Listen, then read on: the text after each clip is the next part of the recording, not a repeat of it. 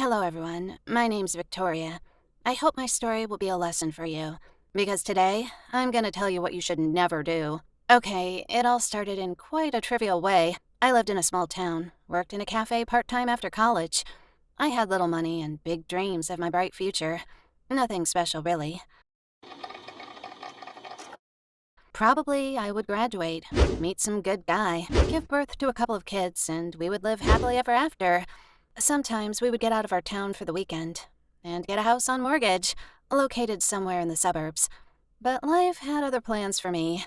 One day, I met Ed. He went in our cafe. He was in a hurry as he flew into our coffee shop with the rain, grabbed a cup of coffee, and tried to run back out, but something went wrong. And my future boyfriend slipped and literally ended up at my feet, and his coffee was on my work shirt. He asked me out on a date to make things right. After that, all my prospects of a wonderful life in a small house in the suburbs fell down like a house of cards. I didn't know anything about love and dating. I was only 19, and even a simple date in McDonald's with a burger and a cup of coffee could impress me. Ed was much older than me. He looked after himself beautifully. Besides, he had lots of money, but I found out about it much later. My heart didn't have any chance, and I fell in love. We got married just a month after we met. Things happened too fast, but it was all like a fairy tale. I wore a white dress. We made vows of love to each other at the altar. I guess any girl dreams of that. And I didn't want to wake up at all. After our honeymoon, my pink glasses started slipping down from my eyes, and one problem appeared in our perfect world. The name of that problem was Ed's mom. For some reason, she didn't like me right away, and she always showed it. I saw hatred behind her sweet smile. She didn't like the way I dressed, didn't like the way I looked, didn't like the way I sat on a chair, didn't like the way I talked to Ed. In my opinion, if it was in her power, she would have forbid me to breathe. Ed didn't notice anything. He loved his mom, and I didn't want to upset him. Despite his grouchy mom, I was absolutely happy. Ed was the best man in the world for me. He was caring, loving, sweet, affectionate. Like that perfect guy from Girls' Dreams. And his mom? Well, the sun has spots too, right? I could somehow endure her as she didn't come to our place very often. We lived in our own paradise and it was absolutely perfect. But later, we had another problem. I wanted a baby. After all, kids and family are real happiness. I always wanted a big family, and I wanted my son to be like his dad, strong and brave, and my daughter like her mom, having beautiful eyes and a smile, always caring and sweet. But it turned out Ed didn't want kids. At first, after I slightly hinted to him about it, he said we needed to wait. The time hadn't come yet. He was right in some way. Well, I was still in college and was about to graduate, and Ed was too busy with his business projects. I agreed to wait. Then I hinted about kids again. He said it was too early, but this sounded ridiculous to me. After a big fight, he finally admitted he didn't want any kids. He just didn't see himself as a dad. He was annoyed by kids' whims, diapers, and toys all over the house. He just didn't need it. I tried to convince him he was wrong. I said we could afford a nanny, that kids aren't always nasty. They can be very cute and beautiful. Anyway, kids are a blessing, not a curse. But Ed just wouldn't listen. He said our life would be the way he wanted it to be. Period. And that's where I made the biggest mistake of my life. Because I decided to listen to my heart. My plan was perfectly simple. I calculated the desired date and just didn't take a pill. My pregnancy was quite easy. No toxicosis, no mood swings, and anyway, if it weren't for a doctor's consultation, I would never have thought I would ever have a baby. I hid it from Ed until the last moment. Only when my growing belly started being visible and he started asking questions, I confessed there would soon be 3 of us. And I made a very surprised face, as if I had just myself found out about it.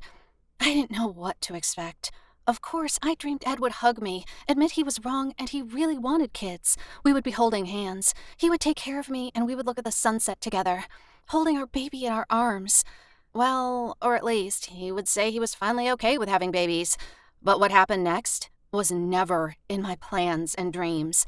After my words, Ed got up and silently went out somewhere. Then he came back with a bag full of my things and said a taxi was waiting for me at the gate of the house.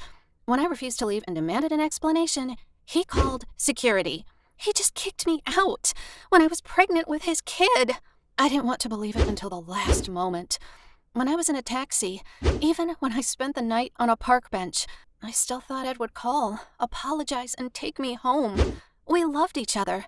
How could he do this to me? To our kid? It turned out he really could. He turned off his phone. He forbade his guards to let me into the house. He blocked all my bank cards and pretended we were strangers. He sent me divorce papers by email, and I was left alone, with no money. The only thing I had was a baby inside me. Well, I had to get a job with a growing belly. I ended up in the same cafe where it all started. It was hard for me. My pregnancy became a real nightmare. I had constant back pain and swollen legs, but I somehow managed not to give up. In parallel, I was also running along the court. Even if Ed didn't want to see our kid, I wanted him to be mentioned in the documents as a father, and I wanted the money to support the kid. Of course, I couldn't afford a good lawyer, so all these legal issues dragged on until the birth of the kid. And when I was on trial, other killer news was waiting for me. Ed brought papers from the medical center where it was written in black and white that he could not have kids. Never. As if he had some kind of infertility. But I was sure the kid was from him. There were simply no other options. Ed was my first and my only man, and the father of my daughter. Of course, I lost the trial.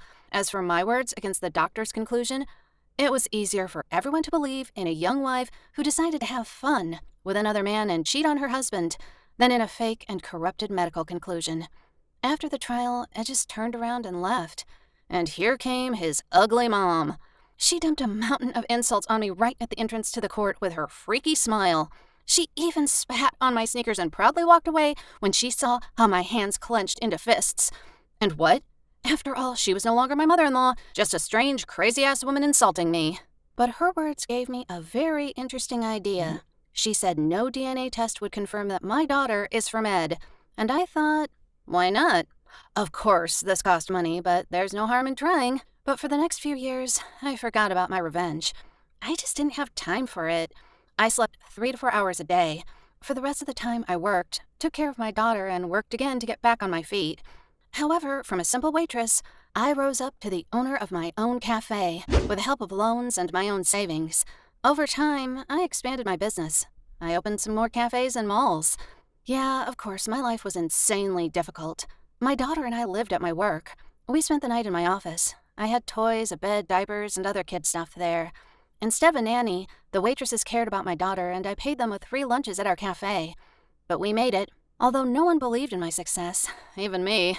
When I had more free time and stopped counting every penny, my thoughts returned to revenge. It wasn't that I really needed Ed's money. I just wanted justice.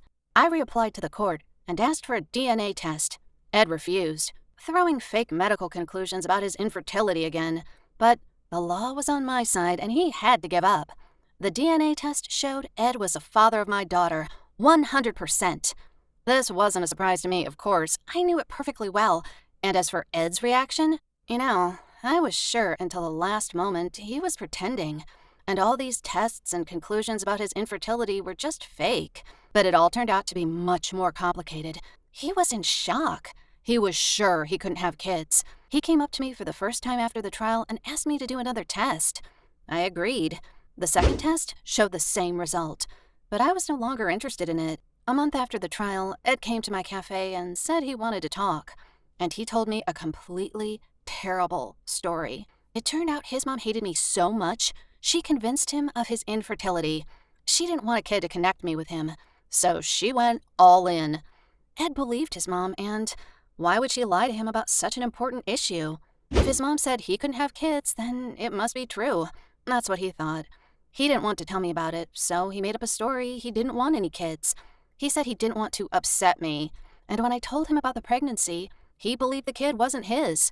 How could it be if he was infertile? That's what his mom told him. And this woman went even further. She bribed the doctors, brought him all the certificates, and every single day she said, I betrayed my husband. I was a terrible woman, and I was absolutely no match for him. After the DNA test, Ed went to a hospital and passed all the tests, and they confirmed everything was fine with him. He was a healthy man. Then Ed begged me to come back. He asked me to see his daughter. He said he would do anything for me. He even tried to talk about our love, and I refused.